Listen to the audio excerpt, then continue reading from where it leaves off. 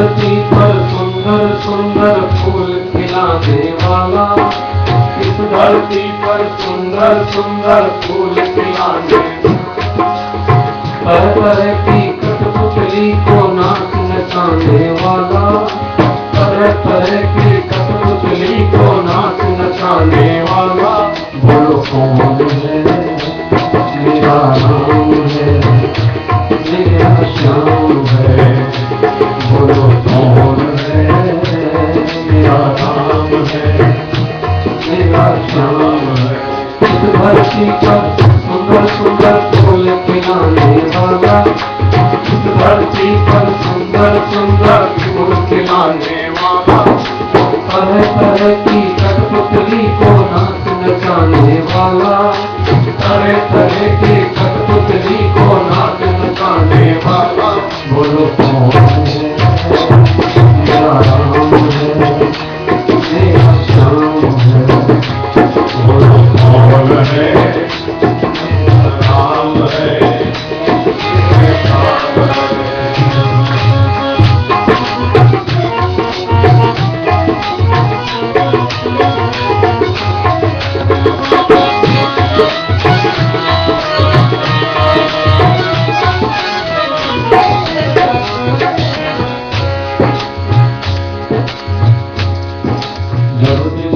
आकाश जाती होता बड़ा असंभव, जब दृष्टि आकाश जाती होता बड़ा असंभव, जब दृष्टि आकाश जाती होता बड़ा असंभव, जब दृष्टि आकाश जाती होता बड़ा असंभव।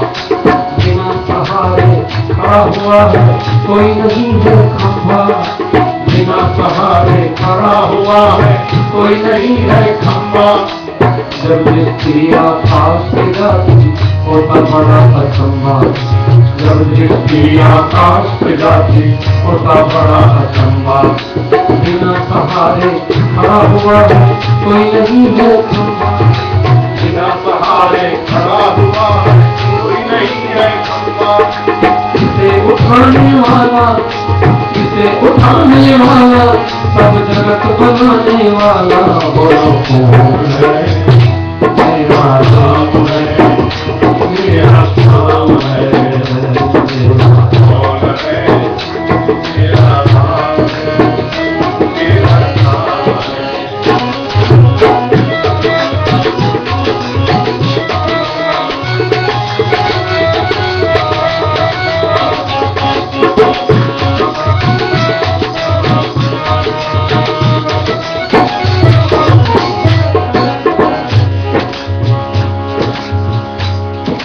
कभी ध्यान सागर में जाता कितना जल ठहराया, कभी ध्यान सागर में जाता कितना जल ठहराया, कभी ध्यान सागर में जाता कितना जल ठहराया, कभी ध्यान सागर में जाता कितना जल ठहराया।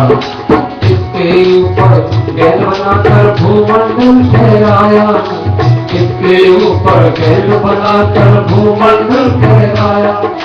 कभी ज्ञान सागर में जाता कितना जल ठहराया, कभी ज्ञान सागर में जाता कितना जल ठहराया।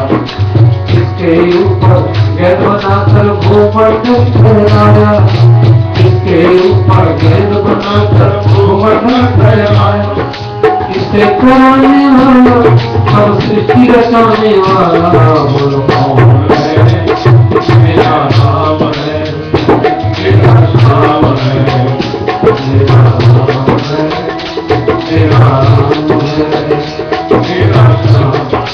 इस धरती पर सुंदर सुंदर फूल खिलाने वाला, इस धरती पर सुंदर सुंदर फूल खिलाने वाला, तरह तरह की कठपुतली को नाच नचाने वाला, तरह तरह की कठपुतली को नाच नचाने वाला।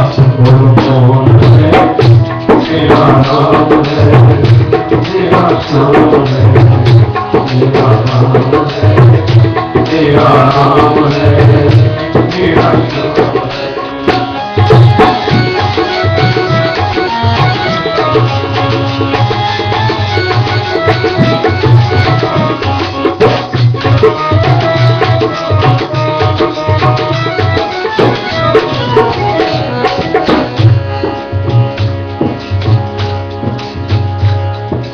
नील गगन में झिलमिल करते चांद सितारे, नील गगन में झिलमिल करते चांद सितारे, नील गगन में झिलमिल करते चांद सितारे, नील गगन में झिलमिल करते चांद सितारे।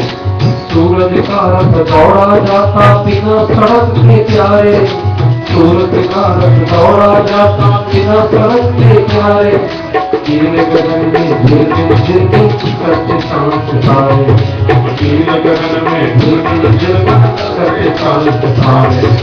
सूरज का रथ दौड़ा जाता बिना सड़क के प्यारे, सूरज का रथ दौड़ा जाता बिना सड़क के प्यारे।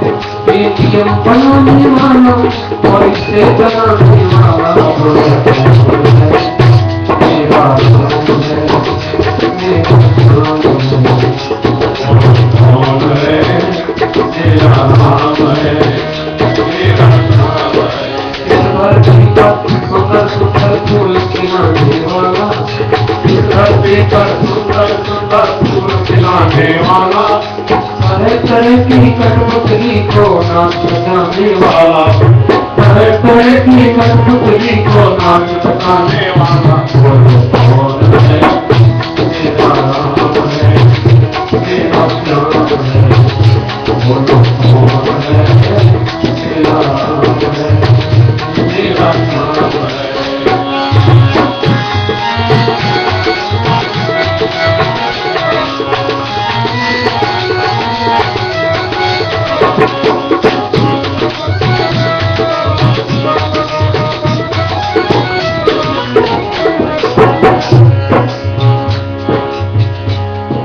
हवा संग बादल की बिजली गरज तेज बरसाते, हवा संग बादल की बिजली गरज तेज बरसाते।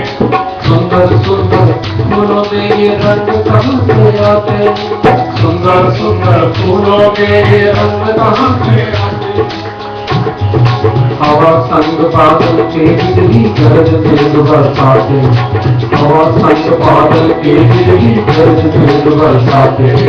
सुंदर सुंदर फूलों में ये रंग कहाँ से आते, सुंदर सुंदर फूलों में ये रंग कहाँ से आते। ये पवन चलाने वाला और मेरे बरसाने वाला, ये पवन चलाने वाला और मेरे बरसाने वाला।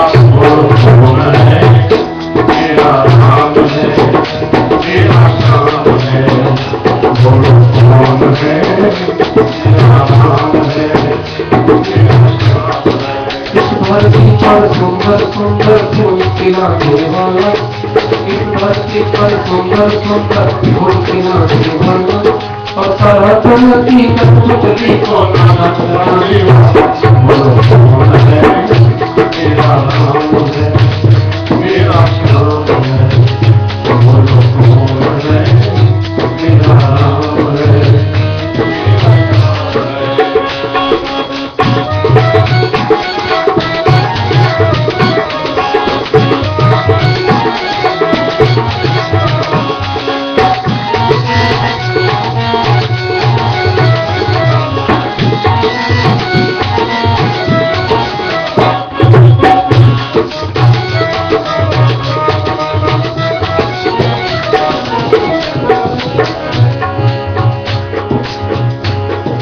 कलम रुपी बुद्धि सपनाई देख प्रभु की माया, कलम रुपी बुद्धि सपनाई देख प्रभु की माया, कलम रुपी बुद्धि सपनाई देख प्रभु की माया, कलम रुपी बुद्धि सपनाई देख प्रभु की माया।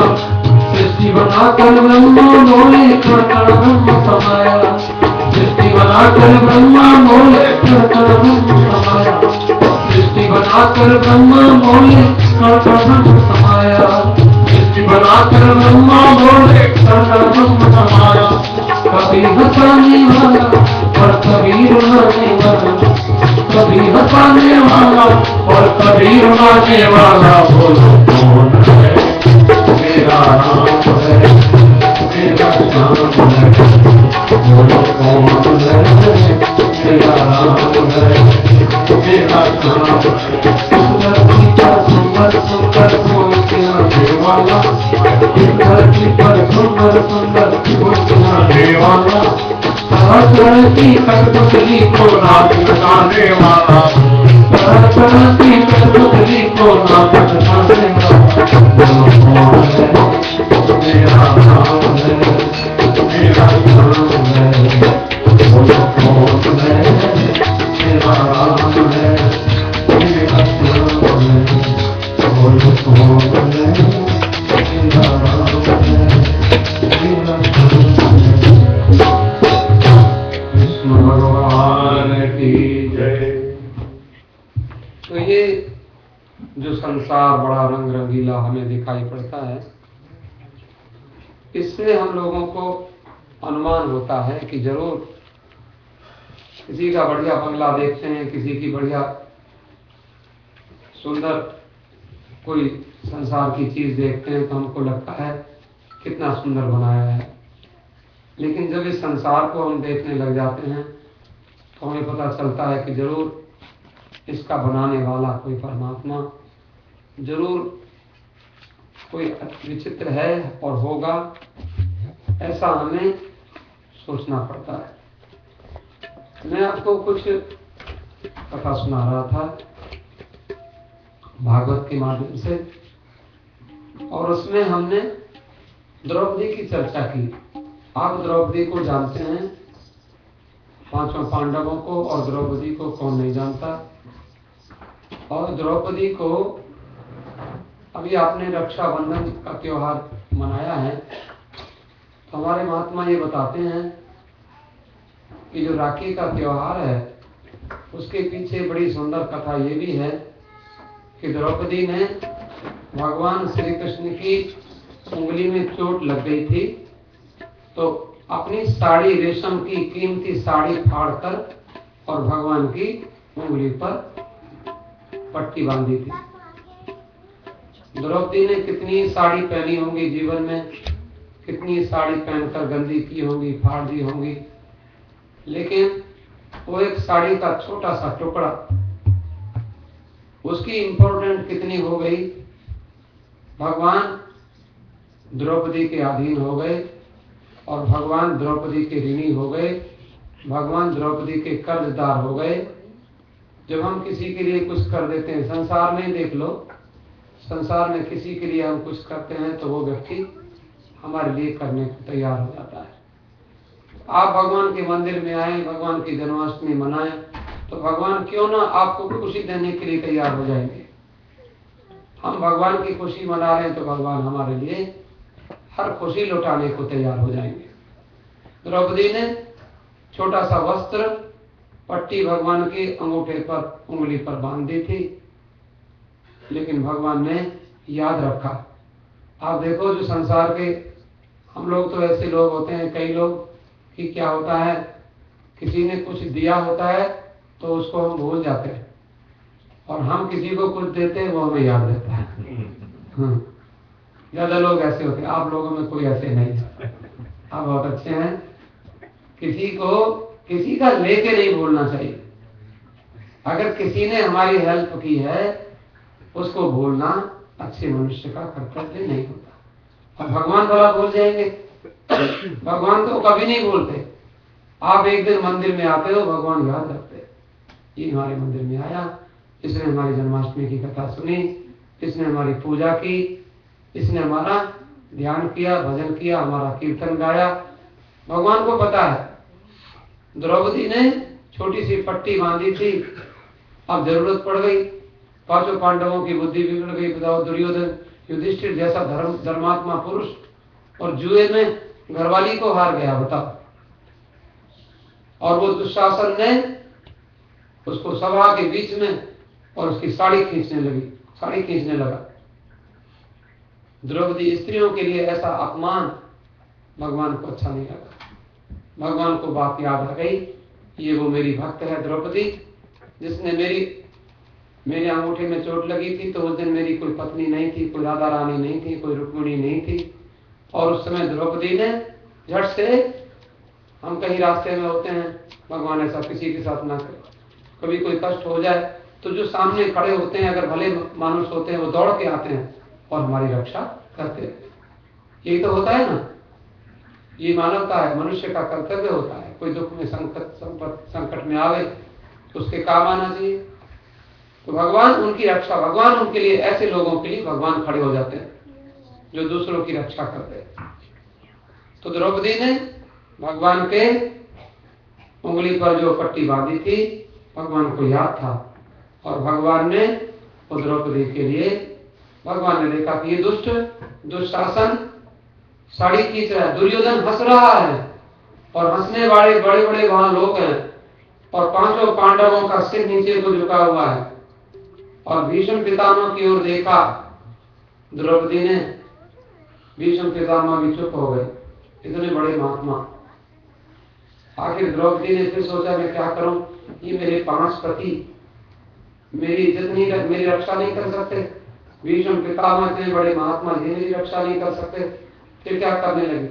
जरा देखना, हम लोग जब विपत्ति में पड़ते हैं तो हम लोग दुनिया वालों को याद करते हैं, अरे भाई मेरी कोई हेल्प करो, प्लीज हेल्प मी। लेकिन दुनिया वाले बेचारे जितनी उनकी ताकत है वो करते भी हैं, लेकिन जब कोई ऐसी समस्या आ जाती है तो फिर भगवान के सिवाय कोई रक्षा नहीं कर सकता। तो इसलिए द्रौपदी ने देखा कि पांचों पांडव मेरी रक्षा नहीं कर रहे, भीष्म पितामह मेरी रक्षा नहीं कर रहे। फिर द्रौपदी ने सोचा कि मैं अपनी साड़ी को अपने आप पकड़ना, ये दुष्ट मुझे निर्वस्त्र कर देगा, खींचे जा रहा है, अपने हाथ से पकड़ने लगी, लेकिन जरा सी साड़ी रह गई। अब तो सभा के बीच, इतने लोगों के बीच में मैं निर्वस्त्र हो जाऊंगी, घबरा गई। और घबराकर हमारे महात्मा बताते हैं फिर भी एक हाथ से साड़ी पकड़ ली और एक हाथ से भगवान कहाँ हो, जल्दी आओ, मेरी रक्षा करो। लेकिन भगवान फिर भी नहीं आए। लेकिन फिर तो अब उसको लगा कि भगवान भी मेरी रक्षा नहीं कर रहे। हमारे महात्मा कहते देखो धैर्य मत खोना, भगवान पहले से आके नहीं बैठते कि मेरे भक्त की मैं रक्षा कर, उसी समय पर आते हैं। जब ऐसी कोई जरूरत होती है उसी समय भगवान आते हैं। कभी काम बिगड़ने नहीं देते, भक्तों का काम कभी बिगड़ा नहीं आज तक। अगर ऐसा होता तो मंदिर में कोई झांकता ही नहीं, कोई जन्माष्टमी मनाता ही नहीं। भगवान ने देखा अब तो उसने अब तो अपने ऊपर ही विश्वास नहीं रहा, मेरे एक हाथ से पकड़ने से क्या ये दुष्ट मानेगा, खींचे जा रहा है। तो दोनों हाथ ऐसे उठा दिए और ऐसे उठाकर कहती हे गोविंद रक्षा करो। अब हम लोग कहते हैं भगवान कहाँ रहते हैं, द्वारका में रहते हैं। अगर द्वारका में रहते तो इतनी जल्दी कैसे आ जाते, एक क्षण की देर नहीं लगाई। और भगवान ने क्या किया, किस रूप में आए, और वहां कोई मनुष्य का रूप बना के नहीं आए, भगवान कपड़े के रूप में आ गए, वस्त्र के रूप में, वस्त्र अवतार भगवान का हो गया। बहुत सारे अवतार हैं उनके। भगवान ने अब देखा तो साड़ी बढ़ती गई, वो खींची जा रहा है, और साड़ी बढ़ती जा रही है, वो खींच रहा है, वो खींच 2 घंटे 4 घंटे 10 घंटे वो खींचे जा रहा है साड़ी, पर साड़ी बढ़ने को, साड़ी समाप्त नहीं होने को आती। भगवान ने कहा द्रौपदी तूने छोटी सी जो मेरे को पट्टी बांधी थी ना, हम लोग कहते हैं 1000 गुना नहीं, लाखों गुना, करोड़ों गुना भगवान हमको देते हैं। हम थोड़े से चावल चढ़ाते हैं, हम थोड़े से फूल चढ़ाते हैं, भगवान ढेर सारी खुशियां दे देते हैं। कितना गुना, इतना तो किसी बैंक में ब्याज भी नहीं मिलता, भगवान कितना गुना बढ़ा कर देते हैं। इसलिए थोड़ा सा भगवान के लिए हम करें। भगवान इतना सा पट्टी बांधी थी, भगवान ने याद रखी। दुनिया वाले भूल जाएंगे और भगवान नहीं भूलते। हमारे लिए क्या किया है, और भगवान उसी समय वस्त्र के रूप में प्रकट हुए। द्वारकाधीश भगवान की जय। ऐसे और भी द्रौपदी के संबंध में एक आपको कथा सुना छोटी सी। द्रौपदी के लिए भगवान इतना क्यों आने के लिए तक तैयार हो जाते हैं। हम द्रौपदी से शिक्षा ले सकते हैं। एक छोटी सी बात मैं द्रौपदी की बताता। महाभारत की कथा है जिसमें भगवान श्री कृष्ण का चरित्र है। द्रौपदी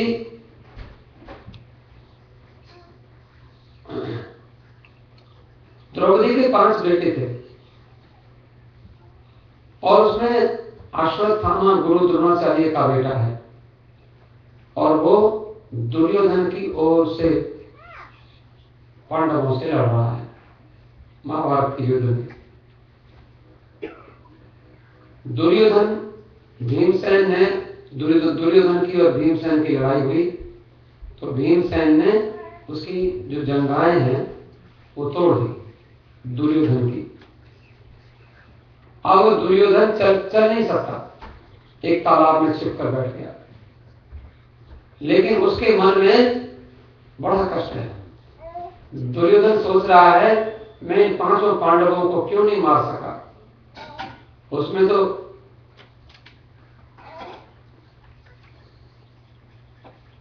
इतनी देर में उसका नाम था अश्वत्थामा, गुरु द्रोणाचार्य का बेटा, दुर्योधन के पास है। दुर्योधन का मित्र था।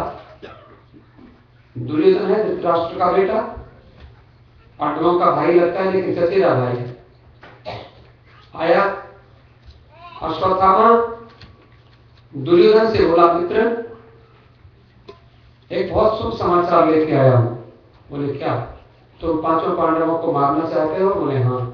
कि 5 पांडव सो रहे हैं और अभी तुम मुझे बोलो तो मैं उन 5 का सिर काट के तुम्हें लाकर दे दूं। दुर्योधन कहता है तुम सच बोलते हो? बोले हाँ। कि मुझे तो नहीं लगता कि वो सो रहे हैं। अगर वो सो भी जाएंगे, क्योंकि उन्हें कम से कम डर तो रहता ही है, भाई लड़ाई हो, दुश्मन सामने खड़ा हो तो कैसे सो सकता है? 5 पांडव कैसे सो जाएंगे? दुर्योधन ने कहा देख मित्र, 5 पांडव अगर सो भी जाएंगे तो उनका जो रखवाला है वो तो कभी सोएगा नहीं। उनका रखवाला कौन है? कृष्ण। वो तुझे उनका सिर काटने देगा? उसने कहा दुर्योधन तू मुझे आज्ञा दे, तू मुझे बोल, मैं अभी 5 का सिर काट कर लिया। दुर्योधन ने कहा आज्ञा क्या देनी है? ये बढ़िया काम करने जा रहा है तो कर ले, मैं तुझे क्या आज्ञा दूंगी? तो इससे तो मुझे खुशी मिलेगी। 5 पांडवों को मैं मार नहीं सका, मेरी टांगें टूट गई, मैं तो कुछ कर नहीं पाऊंगा। अगर तू उनका सिर काट सके तो ले आ। वो गया और 5 के सिर काट कर ले आया। दुर्योधन ने कहा 5 सिर? बोले देख इतना बड़ा सा सिर था। बोले भीमसेन का सिर है।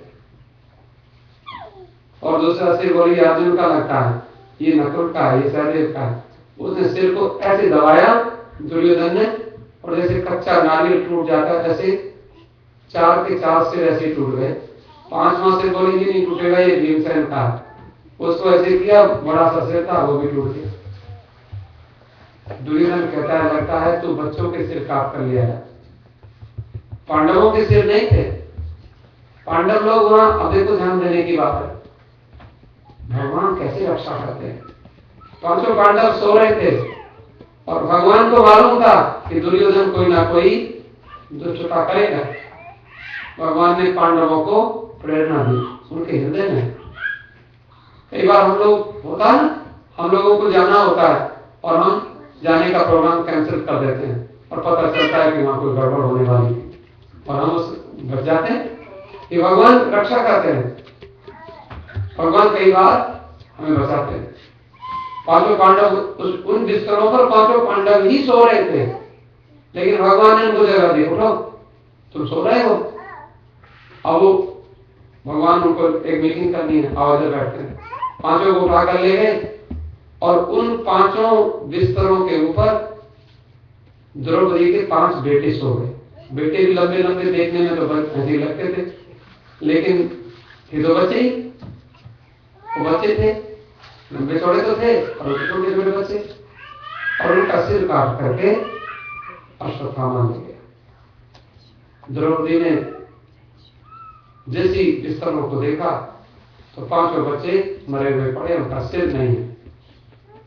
द्रौपदी बड़ी रोई, चिल्लाई, अरे मेरे बच्चों को किसने मारा? अर्जुन दौड़ के गया। अर्जुन ने कहा मुझे मालूम है किसने मारा होगा। दुर्योधन तो उसकी टांगें टूट गई हैं, वो तो एक तालाब में छिपा हुआ बैठा है, वो तो आ नहीं सकता। लेकिन मुझे लगता है ये दुष्ट काम अश्वत्थामा ने किया है। अश्वत्थामा जो गुरु द्रोणाचार्य का बेटा है। मैं जाता हूं। अर्जुन दौड़ के गया और अर्जुन ने जाकर अश्वत्थामा के बाल पकड़ लिए और उसको घसीटा। तूने हमारे 5 बच्चों को मारा दुष्ट। पीछे से भगवान पहुंच गए, ठाकुर जी श्री कृष्ण भगवान। अर्जुन ने तलवार निकाली, एक हाथ से बाल पकड़े, तलवार लेकर मैं तुझे मार दूंगा। भगवान ने कहा जल्दी मार दे। भगवान पीछे से बोलते मार दे, लेकिन तलवार फेंक दी। भगवान बोले अरे क्यों छोड़ता है, इसने तेरे 5 बच्चे मारे हैं, इसको तो छोड़ता है। वो कहता नहीं, द्रौपदी बहुत रो रही है, मैं यहां मार दूंगा, द्रौपदी को पता चलेगा कि नहीं चलेगा मैंने मारा कि नहीं मारा। ऐसा करता हूं उसके सामने मारूंगा। अर्जुन ने बाल पकड़े और उसको घसीटता हुआ खींचता हुआ द्रौपदी के पास ले गया। द्रौपदी देख, तू रो रही है, तेरे बच्चों को मारा, इस दुष्ट ने तेरे बच्चों को मारा, मैं तेरे सामने इसका सिर काटता हूं, क्योंकि जब ये रोएगा तेरे बच्चों को मारने वाला तुझे प्रसन्नता होगी, तेरे दिल में ठंडक पड़ेगी। लेकिन आप जानते हो उस समय द्रौपदी ने क्या कहा, जरा ध्यान देना। ऐसे होते हैं भगवान के भक्त। हम द्रौपदी का नाम लेते हैं, द्रौपदी की बात सुनते हैं। द्रौपदी कहती है, भागवत में लिखा है, मुच्चितामेश ब्राह्मणो वितरान गुरु मां रोदी दस्य जननी गौतमी पति देवता। भीष्म पितामह ने बाणों की सैया पर लेटे हुए धर्म का उपदेश किया था। भीष्म पितामह ने कहा था, अरे युधिष्ठिर मैं धर्म का उपदेश करता हूं, आओ धर्म का उपदेश सुनो। अर्जुन को बुलाओ, भीमसेन को बुलाओ, नकुल को बुलाओ, सहदेव को बुलाओ, 5 भाई आ जाओ। 5 भाई आ गए, बाबा धर्म का उपदेश करो। बोले नहीं, द्रौपदी को बुलाओ। जब तक द्रौपदी नहीं आएगी मैं धर्म का उपदेश नहीं करूंगा। धर्म का उपदेश उनको करना चाहिए जो उपदेश को अपने जीवन में उतारे। ऐसे किसी को कथा सुनाओ तो फायदा नहीं, कथा उसको सुनाओ जो उसको अप्लाई करे अपने जीवन में, जो कथा का लाभ ले। मैं धर्म तो तब बनेगा, सुनने से धर्म नहीं होता, धर्म बनता है धारण करने से। जब हम सुनते हैं, सुन के अपने जीवन में धारण करते हैं। उसने कहा द्रौपदी को बुलाओ, द्रौपदी को बुलाया तो धर्म का उपदेश किया। जरा सुनिए महाभारत का श्लोक, श्रूयताम धर्म सर्वस्वम श्रुत्वा तेवावधारिताम आत्मनं प्रतिकूलानि परेषां न समाचरेत। भीष्म पितामह ने महाभारत में श्लोक कहा, अरे धर्म का सारांश सुनो। धर्म सारी रामायण धर्म है, सारी गीता धर्म है, भागवत धर्म है, लेकिन धर्म का सरल रूप, धर्म का बिल्कुल इजी एक्सप्लेनेशन क्या बताया? बोले सुनो और सुन के धारण करो। क्या बताया? कहते हैं जो व्यवहार आप दूसरों से नहीं चाहते वह व्यवहार दूसरों के साथ मत करो। आप नहीं चाहते कि कोई आपके साथ बुरा व्यवहार करे, लेकिन आपको भी नहीं करना चाहिए। ये धर्म का उपदेश दिया। हम सोचेंगे सत्य सबसे नहीं, सत्यात् परो धर्म, अहिंसा परमो धर्म, और उसमें लिखा सरिस परम धर्म नहीं भाई। लेकिन इन्होंने धर्म का लक्षण किया, धर्म वो है कि जो हम अपने साथ चाहते हैं वो दूसरों के साथ करें, दूसरों को अपने जैसा समझें, यही धर्म है। अब ये कोई बोलना थोड़ी है, बच्चे को भी बता रहता है उसने हमारे साथ अच्छा किया तो हम भी अच्छा करें, उसने हमको, और हम लोग भी सोचते हैं उसने हमारे साथ बुरा किया, उसको देख करके दौड़ जाते हैं इधर उधर चले जाते। ये सरलता है धर्म की। तो बोले ठीक है, दूसरों के साथ बुरा व्यवहार करोगे तो दूसरे तुम्हारे साथ करेंगे। दूसरों के साथ कभी भी बुरा व्यवहार, अगर आप अपने साथ अच्छा व्यवहार चाहते हो तो दूसरों के साथ अच्छा व्यवहार करो। ये धर्म का उपदेश भीष्म पितामह ने दिया। द्रौपदी को याद रहा। अर्जुन ने कहा मैं तेरे 5 बेटों के मारने वाले का सिर काटो। द्रौपदी बोली नहीं, इसे छोड़ दे। बोले क्यों? अगर तू इसे मारेगा, मुझे मालूम है बच्चों के मरने पर कितना कष्ट होता है। मेरे 5 बच्चे मर गए, मेरा हृदय कितना दुखी हो रहा है, और कम से कम तू इसे मारेगा, इसकी माँ गुरु द्रोणाचार्य की पत्नी वो कितना रोएगी, वो रो कर मर जाएगी। मुझे दुख हुआ है, मैं उस माता को दुख देना नहीं चाहती। फिर इसको धर्म कहते हैं। रोने लगी और रोकर कहती, छोड़ दे अर्जुन, छोड़ दे। मुच्चिताम एष ब्राह्मण, ये ब्राह्मण है। बोले ब्राह्मण है तो तेरे बच्चों को मारा है? बोले गुरु का बेटा है, जितना गुरु। और बाद में कहती, माँ रोगी दस जननी गौतमी बलदेव का। इसकी माँ जैसे मैं बिलख रही हूँ अपने बेटों के लिए रो रही हूँ, ऐसे इसकी माँ ना रोए। ये द्रौपदी है, द्रौपदी का चरित्र है। थोड़ा सा जरा प्रेम से भगवान का स्मरण करेंगे मेरे साथ साथ। तो कहते हैं,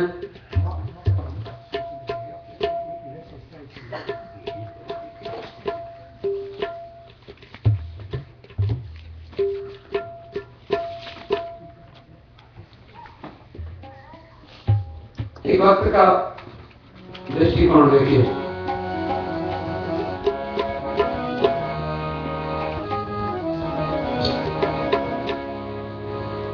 हे श्याम तेरी तस्वीर सिराने रख कर सोते हैं।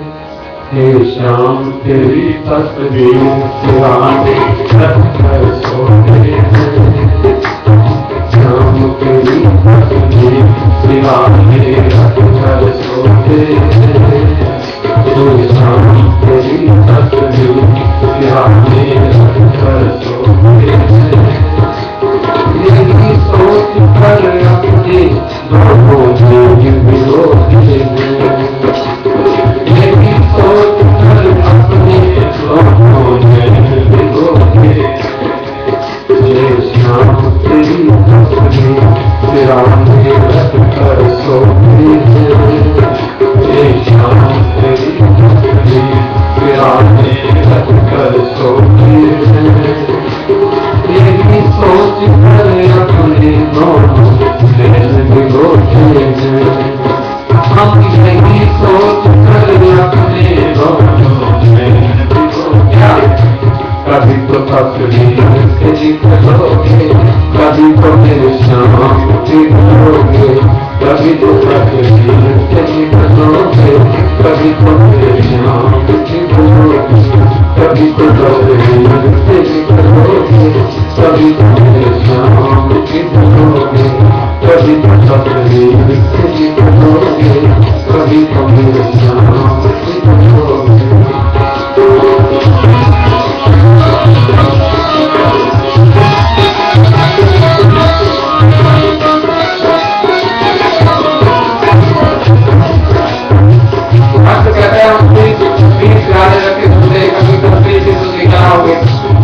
भगवान आ जाओगे हमारे लिए, हमारी रक्षा करो। और क्या भावना है? नन्हे नन्हे हाथों से आकर मुझे खिलाएगा वो। नन्हे नन्हे हाथों से आकर मुझे खिलाएगा। मेरी भावना है, हम सो रहे होंगे, भगवान आएगा और अपने प्यारे प्यारे कृष्ण भगवान छोटे छोटे हाथों से हमें खिलाएंगे। और नन्हे नन्हे हाथों से आकर मुझे खिलाएगा वो। नन्हे नन्हे हाथों से आकर मुझे खिलाएगा। फिर भी नींद न टूटेगी तो वही मधुर बताएगा। फिर भी नींद न टूटेगी तो वही मधुर बताएगा। फिर भी नींद न टूटेगी तो वही मधुर बताएगा। फिर भी नींद न टूटेगी तो वही मधुर बताएगा। जाने कब आ जाएंगे, जाने कब आ जाए हम रुक रुक कर रोते हैं। जाने कब आ जाए हम रुक रुक कर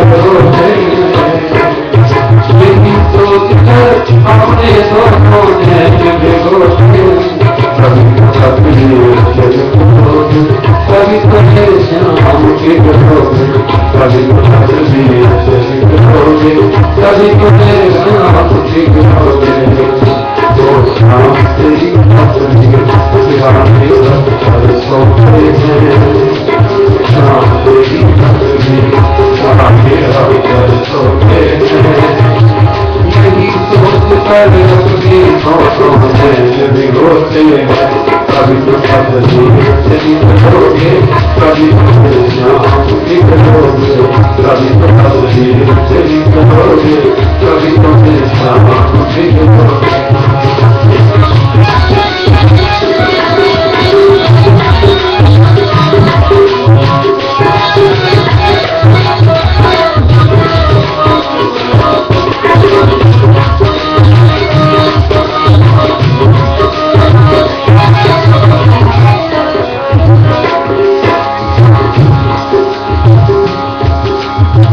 अपना फल हो अखियों में अपना फल हो अखियों में होठों के मुस्कान हो होठों के मुस्कान हो अपना फल हो अखियों में होठों के मुस्कान हो अपना फल हो अखियों में होठों के मुस्कान हो ऐसे मिलना जैसे कि जन्मों की पहचान हो ऐसे मिलना जैसे कि जन्मों की पहचान हो इसकी खातिर अखियाँ इसकी खातिर अखियाँ मसल मसल कर रोते हैं इसकी खातिर अखियाँ मसल मसल के रोते हैं यही सोच कर अपनी कैसे होते कभी तो कभी करोगे कभी तो मेरे नाम से करोगे कभी करोगे कभी तो मेरे नाम से करोगे मेरे नाम तेरी अपनी दीवानी रख कर सोते कभी तो तस्वीर तेरी करोगे कभी तो मेरे नाम से करोगे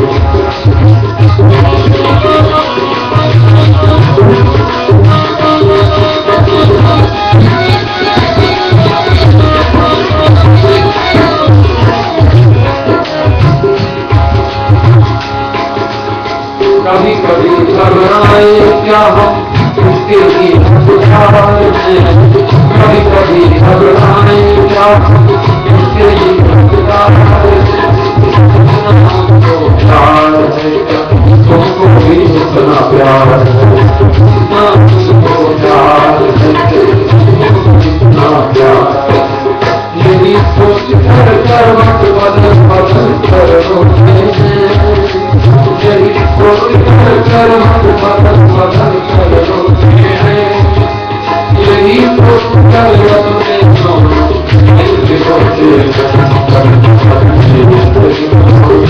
कभी तो मेरे नाम से करोगे कभी तो करोगे कभी तो मेरे नाम से करोगे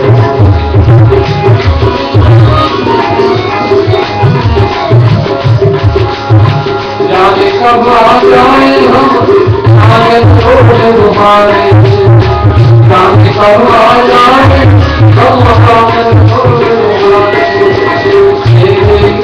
तुम्हारे घर का थोड़ा थोड़ा संभाले छोटे से घर का थोड़ा थोड़ा संभाले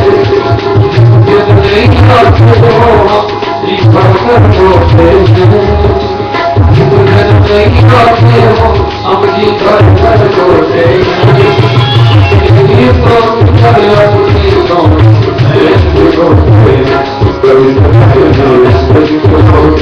कभी तो मेरे नाम से करोगे कभी तो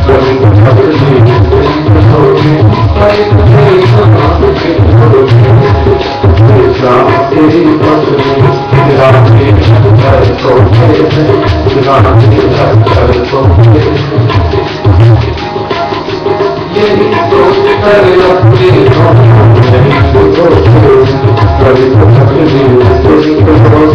कभी तो मेरे नाम से करोगे और एक और बढ़िया भावना आपकी तरफ से ध्यान है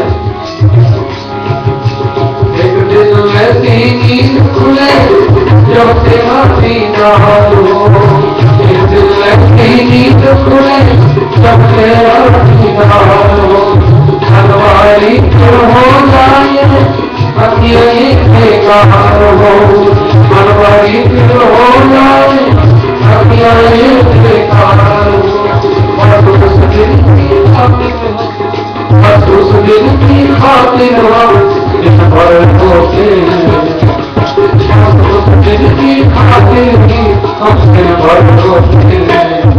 यही सोच कर अपने कभी तो मेरे शाम के होते, कभी तो मेरे होते, कभी तो मेरे शाम के होते, कभी तो मेरे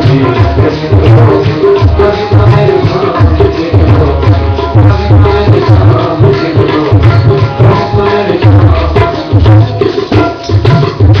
एक छोटी सी कथा और तय करके मैं जल्दी से अपनी वाणी को विश्राम दूंगा, फिर आप बहुत सुंदर एक ड्रामा देखेंगे। वो कथा क्या है? आप देखो, ये जो भगवान श्री कृष्ण हैं, ये विष्णु के अवतार हैं और विष्णु भगवान के हाथ में एक शस्त्र रहता है जो कृष्ण भगवान नहीं रखते। वो क्या है? सुदर्शन चक्र। आप जानते हैं? और सुदर्शन चक्र हमारे शास्त्रों में ऐसा लिखा है कि सुदर्शन चक्र के ऊपर एक मंत्र लिखा होता है, सहस्त्र होम फट स्वाहा, ऐसा मंत्र है। और उसमें 1000 वो हैं, जैसे पंखा होता है, पंखे की एक हमारे पास 4 पंखे, 4 पंखुड़ी होती हैं, उसमें 1000 है सुदर्शन चक्र में। और उसके ऊपर ये मंत्र लिखा हुआ है। आपने कभी कोई विष्णु भगवान को देखा होगा? विष्णु भगवान सुदर्शन चक्र इस उंगली में धारण करते हैं, ऐसे और ऐसे। फिर वो किसी को भी जब जैसे दुर्वासा के ऊपर छोड़ दिया था, अम्बरीश भक्त भजन कर रहा था और उसका भजन बिगाड़ने के लिए दुर्वासा महात्मा आगे एकादशी का व्रत किया था और वो द्वादशी के दिन और महात्मा आगे दुर्वासा ऋषि बोले हमें भोजन कराओ। बोले बाबा जी भोजन करो, लेकिन बोले नहीं अभी नहीं, हम थोड़ा गंगा स्नान करके आएंगे। 1000 अपने विद्यार्थियों को ले आए और फिर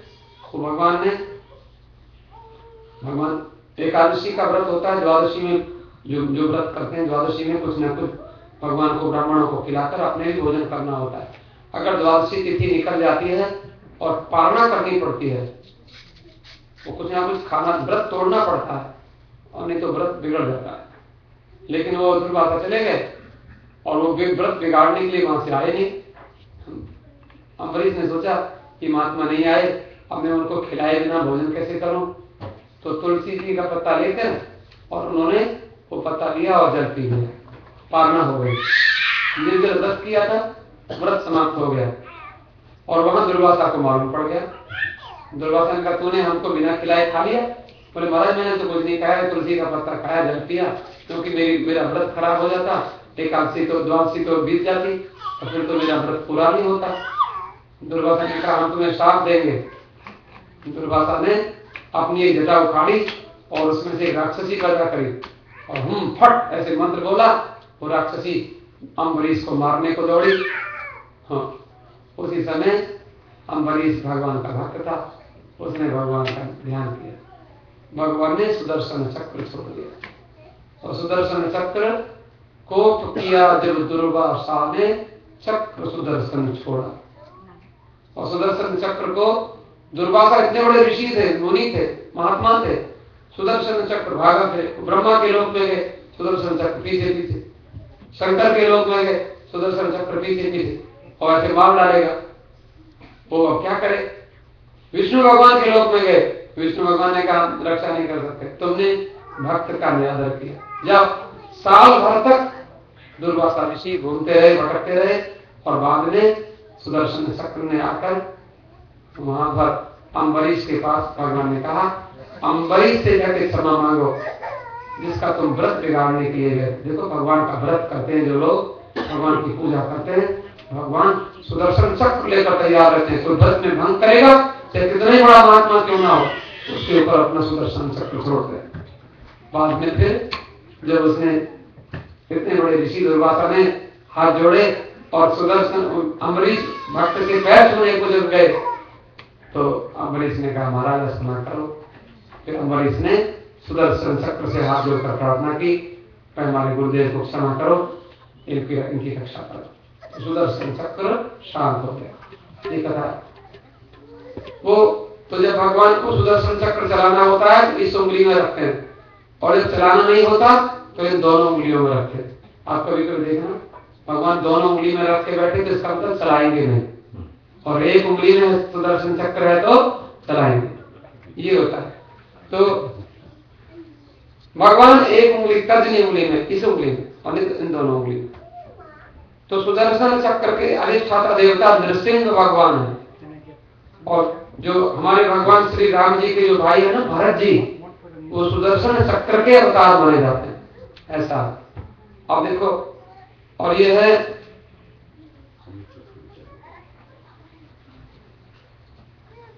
अंबा, अंबिका, अंबालिका। काशी में एक राजा था काशी नरेश, उनकी 3 बेटियां थी। तीनों बेटियों को भीष्म पितामह वहां से हरण करके लाए थे। तो उनमें से जो अंबा थी उसने परशुराम जी, भीष्म पितामह के गुरु जी थे परशुराम, परशुराम जी ने भीष्म पितामह को धनुर्विद्या सिखाई थी। अंबा ने आकर परशुराम जी से कहा, गुरुजी ये भीष्म पितामह मुझे मेरे पिता के यहाँ से हरण करके ले आया, अब मेरे साथ विवाह नहीं करता है। परशुराम जी आए, परशुराम जी बोले ब्याह करो। भीष्म पितामह बोले हम विवाह नहीं करेंगे, हम ब्रह्मचारी हैं। बोले फिर क्यों लेके आए? बोले हम किसी और के लिए लेके आए थे। अंबा ने कहा हम और किसी के साथ विवाह नहीं करेंगे, हम आपके साथ विवाह करेंगे। उसने कहा हम तुम्हारे साथ विवाह नहीं कर सकते देवी, क्षमा करो। नहीं विवाह किया। परशुराम जी बोले अच्छा तो हमारे साथ लड़ाई करो, या तो उस लड़की के साथ ब्याह करो, नहीं तो हमारे साथ युद्ध करो। भीष्म पितामह ने युद्ध किया, गुरुजी से लड़े। देवताओं के हजारों वर्षों तक भीष्म पितामह का परशुराम जी का युद्ध चलता रहा, लेकिन फैसला नहीं हुआ। न परशुराम जी हारे, न भीष्म पितामह हारे। जब नहीं हारे तो बाद में उस अंबा ने देखा कि कोई विवाह नहीं करेगा, श्राप दे दिया, कभी भी किसी स्त्री को हर्ट नहीं करना। श्राप दिया, और श्राप देकर कहा कि तुम मेरे कारण तुम्हारा वध होगा, तो मैं तुम्हारे वध का कारण बनूंगी। अब यहाँ अर्जुन के, जब अर्जुन सामने से आ रहा था भीष्म पितामह, अब कथा सुन, वही जो यहाँ पर जो शिखंडी बन करके आई थी, क्योंकि भीष्म पितामह ने अर्जुन को कहा था कि तुम शिखंडी को, जो पहले पूर्वजन्म की अंबा थी, वो हमारे दुश्मन है, हमको उसने श्राप दिया था, वो शिखंडी बन के आई है, तुम अपने रथ पर उसको बिठा लो और फिर मैं तुमको मारूंगा। कथा क्या है? कृष्ण की कथा छोटी सी है। भीष्म पितामह बाणों की शैया पर लेटे हुए थे, और बाणों की शैया पर लेटे हुए भीष्म पितामह ने भगवान से प्रतिज्ञा कराई थी, इतना तो करना स्वामी जब प्राण तन से निकले, गोविंद नाम कहते मेरे प्राण तन से निकले, जब मैं मरूं तो कम से कम जरूर आ जाना अंत समय में। भगवान ने कहा भीष्म जरूर आऊंगा। अब देखो भीष्म, जब हम लोग मरने लगते हैं ना, भगवान करे कोई मरे नहीं, हम जितने यहाँ बैठे सब हजारों साल जिए, हम यही कहते सब लोग ऐसे खुशी से रहें, लेकिन क्या करें, जाना तो पड़ता है। भीष्म पितामह अंतिम समय में अब उनको जीवन में सारी घटनाएं याद आने लगती है। हम लोग पता नहीं कैसे मरेंगे, लेकिन जब मरते हैं ना, हमने वहां राम मंदिर में गए थे, वहां कथा सुनी थी, हम वहां गए थे, हम यहाँ गए थे, किसी को कष्ट दिया होता है वो भी याद आता है, और किसी को कोई अच्छी चीज वो भी याद आती है। पूरी फिल्म घूमने लगती है दिमाग में, और वही हम फिल्म देखते चले जाते हैं। भीष्म पितामह को एक फिल्म याद आ रही है, आहा, वहां ऋषि मुनि खड़े हैं, भीष्म पितामह कहता है अब मुझे एक बड़ी एक मधुर सी भगवान श्री कृष्ण की एक कथा याद आ रही है। उन्हें क्या हुआ, कौन सी कथा है? तो अब अपने मन को कथा सुना रहे हैं, ध्यान देना कौन सी कथा है। भीष्म पितामह दुर्योधन के सेनाध्यक्ष थे, और भीष्म पितामह एक साथ 10,000 सैनिकों से लड़ सकते थे, 10,000 सैनिकों से, महारथियों से, सैनिकों से नहीं, सिपाहियों से नहीं, महारथी जो रथ में जिनके अंडर में और बहुत सारे सैनिक होते हैं, लाखों सैनिक एक महारथी के अंडर में होते हैं, ऐसे 10,000 महारथियों से लड़ सकते थे, अकेले उनको पराजित कर सकते थे, इतनी शक्ति थी। लेकिन दुर्योधन कहता है, भीष्म पितामह, मैंने आपको अपनी सेना का कमांडर इन चीफ बनाया और इतने दिन लड़ाई करते करते हो गए और आज तक आपने 18 दिन का युद्ध हुआ, आपने एक भी पांडव को मारा नहीं। अब तो एक दिन बाकी रह गया है। अगर कल तक आपने पांडवों को नहीं मारा तो मैं समझ लूंगा कि भीष्म पितामह झूठ मूठ के मेरे कमांडर इन चीफ बने हुए हैं, अंदर से पांडवों का पक्ष ले रहे हैं। दुर्योधन ने कहा, भीष्म पितामह को अच्छा नहीं लगा। दुर्योधन कहता है अगर ऐसा नहीं है तो मैं गंगा जल लेके आया हूं। गंगा जी भीष्म पितामह की माता जी है, ये गंगा जल हाथ में रखो। भीष्म ने गंगा जल हाथ में रखा। एक तो मां की कसम खाओ, और गंगा की कसम तो दुनिया खाती है। गंगा जी तुम्हारी मां है, गंगा जी का हाथ में रख के बोलो कि कल को सूरज छिपने के पहले पहले 5 पांडवों को मार दोगे।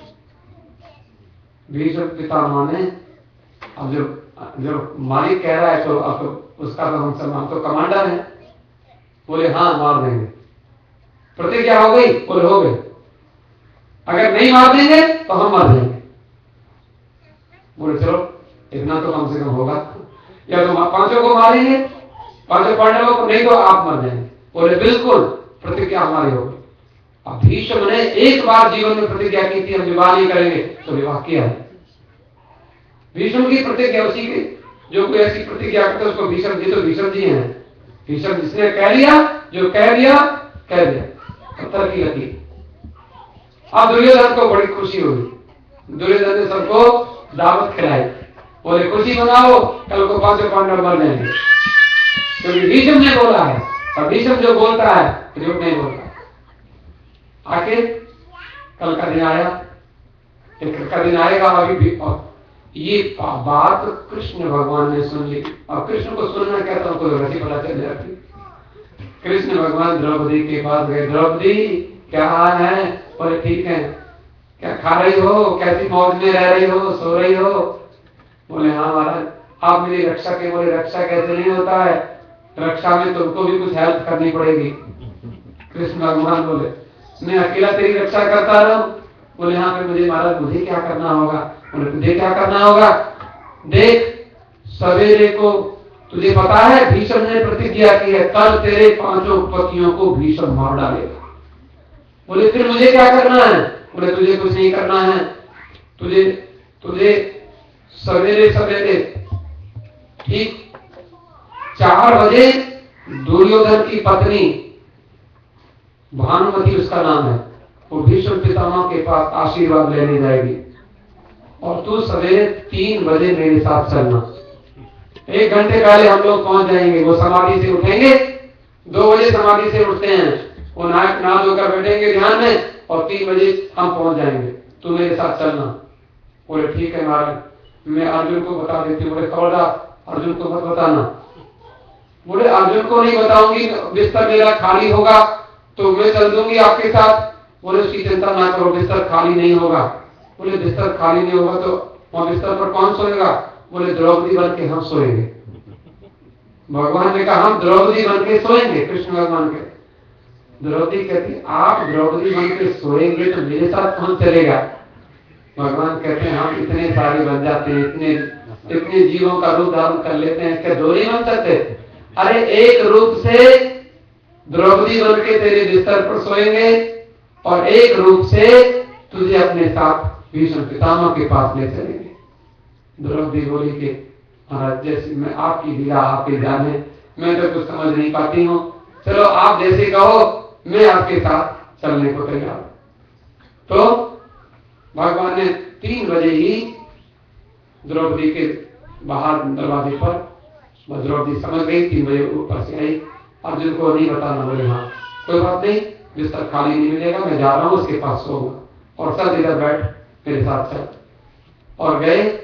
भीष्म पितामह घनघोर निद्रा में सो रहे थे और वहां सोते हुए ये सुंदर वस्त्र पहने हुए, रंगीन साड़ी और माथे में मांग भरी हुई, चूड़ियां खन खन खन करती हुई, पायल बजाती हुई घर से पहुंच गए।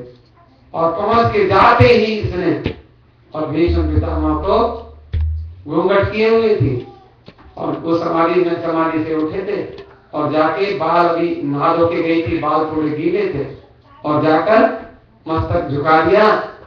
भीष्म पितामह ने समझा कि वो दुर्योधन की घरवाली आई होगी, क्योंकि मैंने उसको बोल दिया था कि मैं मारूंगा अर्जुन को, तो अर्जुन के बदले में कहीं तू ना मार जाए, तो इसलिए अपनी घरवाली को भेजना, मैं उसको आशीर्वाद दे दूंगा सौभाग्यवती होने का, तो उसका सुहाग की रक्षा हो जाएगी, तेरी रक्षा हो जाएगी। बोले ठीक है महाराज। भीष्म को लगा कि दुर्योधन की घरवाली आई होगी। बस भीष्म के मुंह से निकला, आशीर्वाद मुख से निकला, सौभाग्यवती हो तू बेटी, सौभाग्यवती हो, पुत्रवती हो। द्रौपदी ने घूंघट खोल दिया। बोले बाबा जी, द्रौपदी ने सुनकर कहा तुरंत, बाबा ये क्या बतलाते हो, कल और आज कुछ और कहा, तुम सत्यव्रती कहलाते हो। कल क्या बोला था, मेरे 5 पतियों में से यदि एक भी मारा जाएगा, आशीर्वाद तेरा बाबा कैसे सच्चा रह पाएगा। अब आया होश पितामह को, हाथों से माला छूट गई, श्री चरणों में जो लगी हुई चित्तौड़ समाधि टूट गई। बोले बेटी तुझे यहाँ कौन लेके आया। बोले इन बातों का उत्तर बेटी मैं पीछे ही दे पाऊंगा, तेरे सुहाग का निश्चय भी मैं पीछे ही कर पाऊंगा। एक बात खटकती है मन में, हैरान है जिसने कर डाला, बतला बेटी वो कहाँ छुपा, इस जगह तुझे लाने वाला। बोले महाराज मेरे साथ तो कोई, बोले झूठ बोलती हो। बोले वो किसके साथ, बोले वो एक पैर वहां पर कोई मेरी दासी खड़ी है।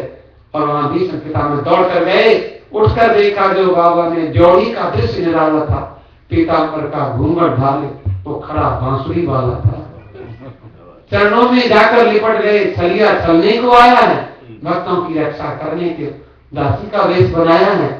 कहते हैं द्रौपदी का जूता था पीताम्बर के कोने में, चप्पल द्रौपदी की अपने पीताम्बर में बांध के बगल में दबाई। और थे भीष्म पितामह, थे श्री कृष्ण जी हंसने में और भीष्म पितामह रोने में। श्री कृष्ण हंस रहे थे, भीष्म रो रहे थे।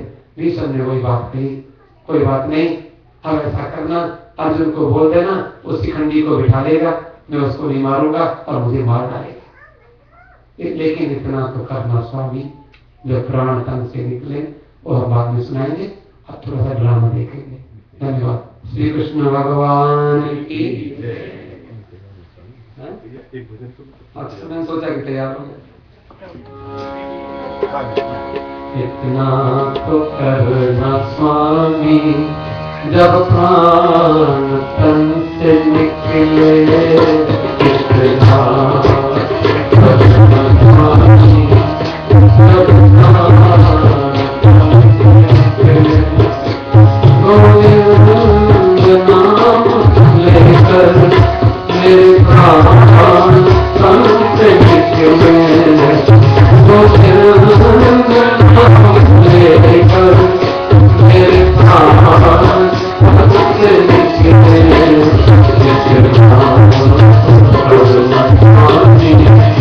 जब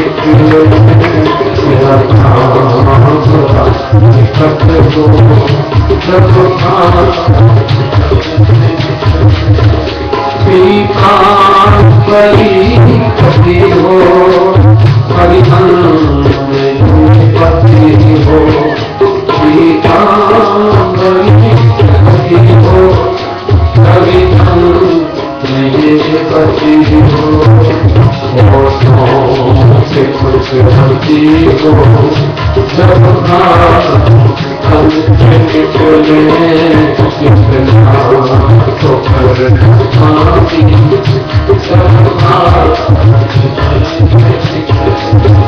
जब कोई हो ना तो पावे जब कोई हो ना तो पावे जब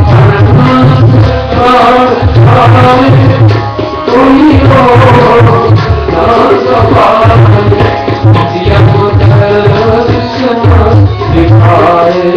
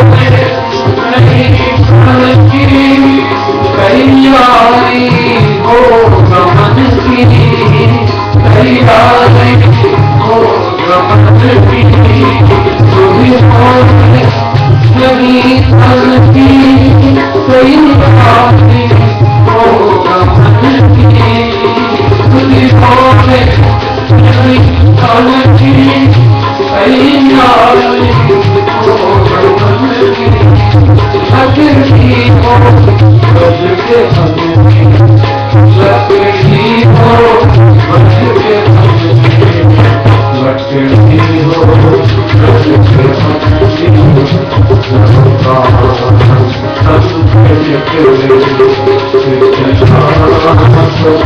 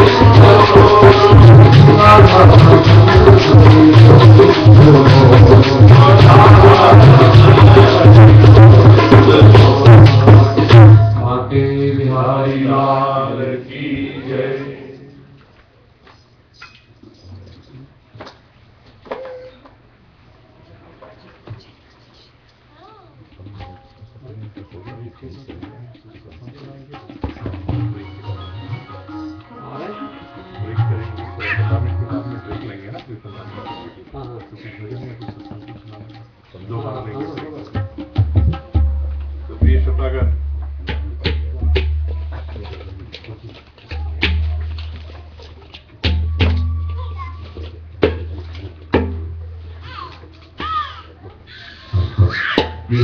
सबसे पहले आप सभी का हार्दिक स्वागत है श्री राम मंदिर में, जो आप सभी आकर के मंदिर की शोभा बढ़ाते हैं।